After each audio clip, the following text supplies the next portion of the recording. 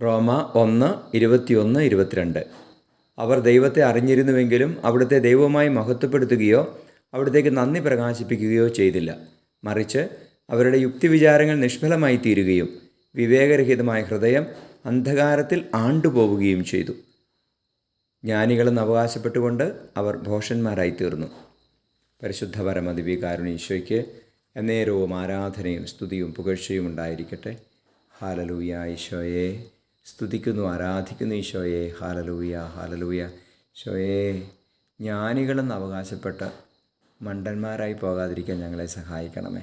ഈശോയെ അങ്ങേ അറിഞ്ഞ് അങ്ങേ ആരാധിക്കുവാൻ, അങ്ങേ മഹത്വപ്പെടുത്തുവാൻ ഞങ്ങളുടെ ഹൃദയങ്ങളെ എളിമപ്പെടുത്തണമേ. ഹൃദയങ്ങളെ തുറക്കണമേ. ഈശോയെ നിഷ്കളങ്കതയും എളിമയും നൽകി അനുഗ്രഹിക്കണമേ.